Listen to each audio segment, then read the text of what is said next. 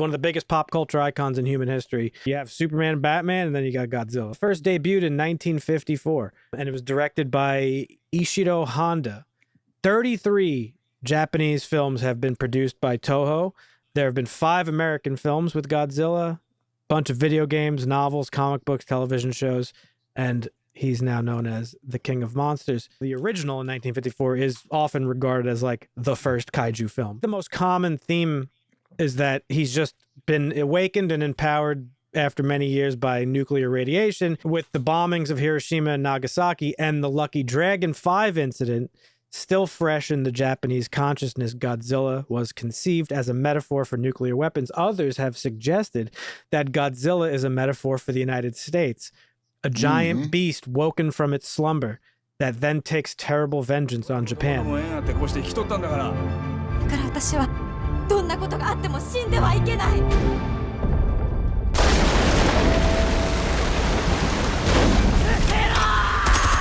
Godzilla Minus One certainly brings him back to his roots, where he's not evil, he's not malevolent, he's not vengeful, he's just a force of nature. He's just a creature trying to do what creatures do. Just so happens to be really destructive. This movie definitely leans on that angle of like US bad. We don't learn a lot of stuff here in the American exceptionalist education system. It wasn't like we just dropped bombs on Japan, which in and of itself was heinous. There was no reason to do it, as history would tell us. But after World War II, this group of islands was chosen by the United States as a nuclear weapon testing site. All 176 of the atoll's inhabitants were forcibly relocated in 1946 to another island, which had inadequate resources to support the population.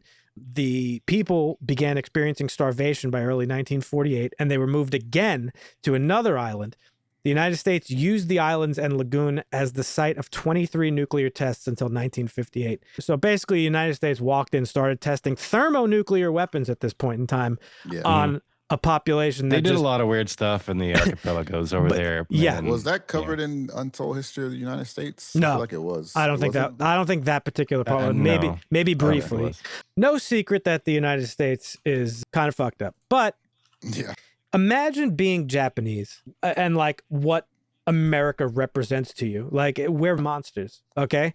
Yeah. And it makes sense that you would be inspired to create a literal monster powered by radiation to come in and just destroy your cities, okay? I think that this movie really, I think deals with these themes well. They chose to frame this film mostly post-World War II. Like right after stuff was destroyed everywhere. Well, the Americans won't help us because of the Russians, because of the war. So this is just all on us. We have to deal with it ourselves. Like, it's good writing. The movie did a really great job of giving him a bit of an origin without giving him an origin. When you first meet him, he's just a mythological creature that we didn't even know was real until now. Yeah, he's like a 30-foot lizard coming out of the water. And then he mutates into the big, horrible beast that he is. So as I said, it's post-war Japan, and Japan is at its lowest point. And this is about our main character here, whose name is, I'm going to butcher this, Koshi Shikishima. I for sure mispronounced it. He is a kamikaze pilot in the war,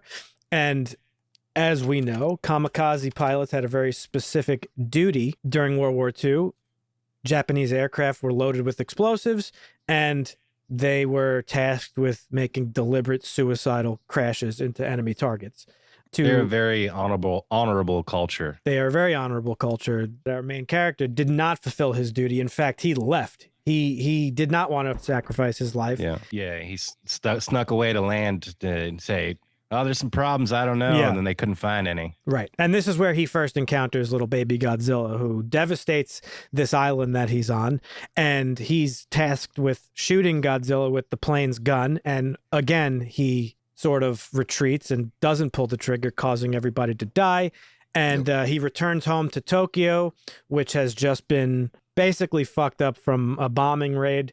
And he lost his parents. The city's devastated, and he meets a young lady, Noriko Oshi, and he chooses to take her in and a little girl that she saved from the wreckage, and they sort of live together over the years, not as like a relationship kind of way, just like sort of like just a human connection support type of way. He has a fascinating character arc. He does, yeah.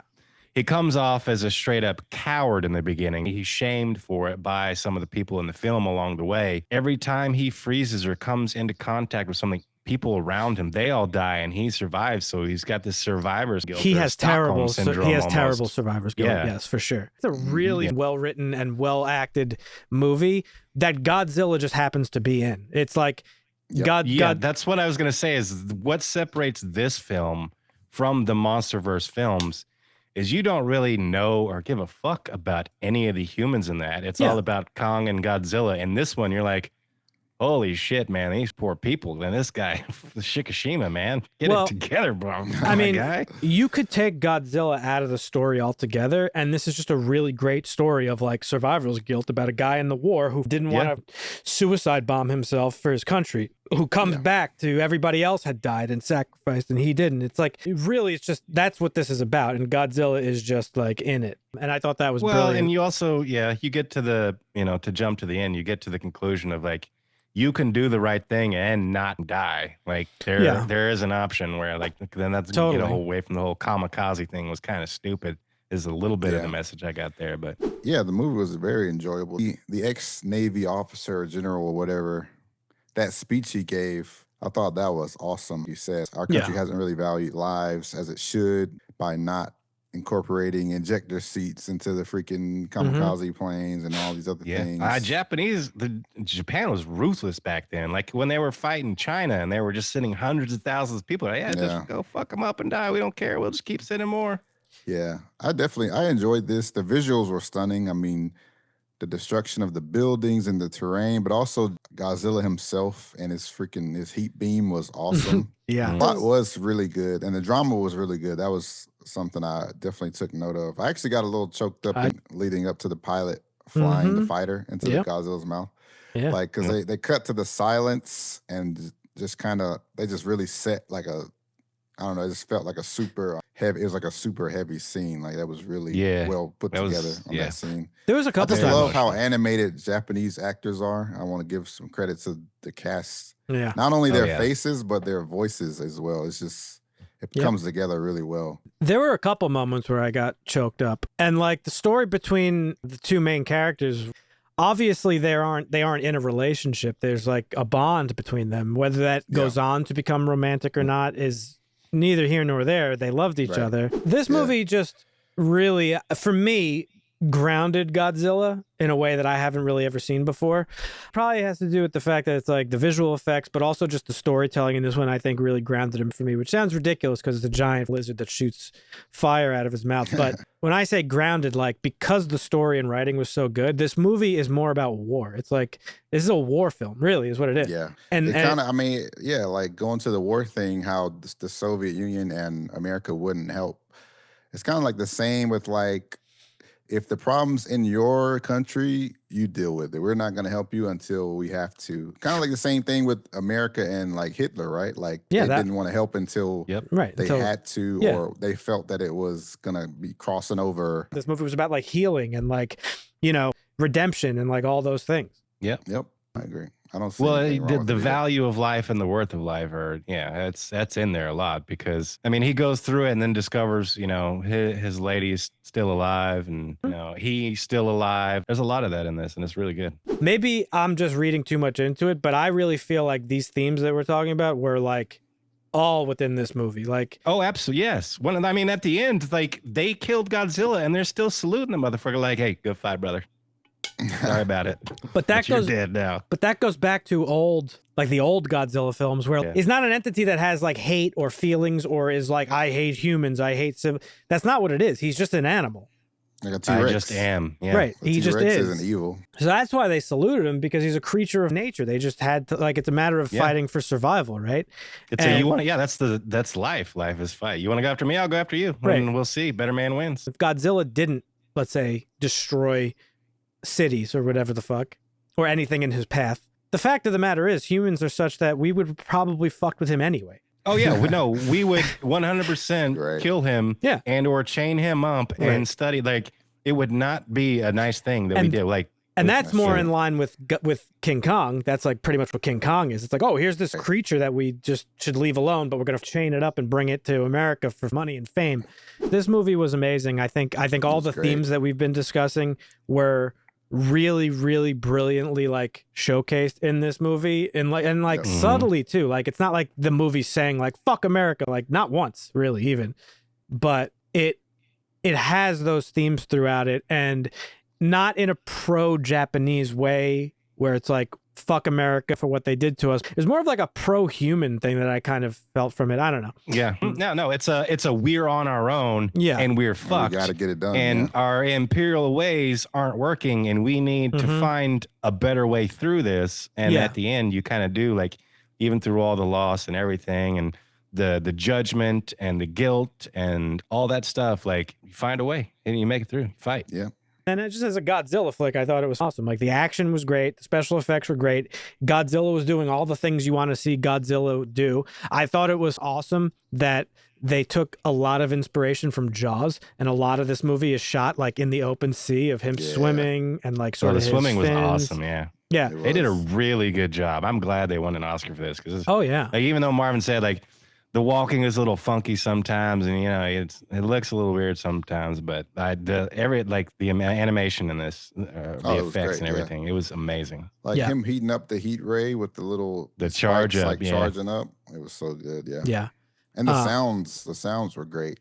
Oh yeah. Like That Godzilla song hits. yeah, that's Went on to win Best Visual Effects at the Oscars this year. It was the first Godzilla film ever to be nominated for an Academy Award, as well as the first Japanese and Asian film to be nominated for and win, as well as the first non-English language film to win in the Best Visual Effects category. The movie's just phenomenal. It's getting well-earned praise. I mean, it's not really a kaiju film, but it's really, really effective. And maybe it'll change the landscape of how American big budget films are made, because they're not great. And this kind of shows that you can make a really great film on a smaller budget. Widely considered one of the best films of 2023. It's now being considered one of the greatest Godzilla films ever made. It was I placed, actually think it is. I think it probably is too. I'm not as well versed in Godzilla, but I mean, I can't see how it's not. What do you Mhm. got, Dusty? I give it an 8.5. Give it a bump. I can't give it a 9 because 9's my perfect, but Okay. I almost did it. I almost did it. It's an 8.5 damn. though. This is a 10 for me. Ooh, wow. Nice, yeah. That's big. I would give it a 9, I think. The only reason I don't give it a 10, I have one small criticism of it, and it's just being an American. I don't know that the kamikaze angle was effective for me. For me, I would be like, you asking me to crash my plane? Like, fuck off. I'm just going to fly off into the sunset the way this guy did. Yeah, I can see that.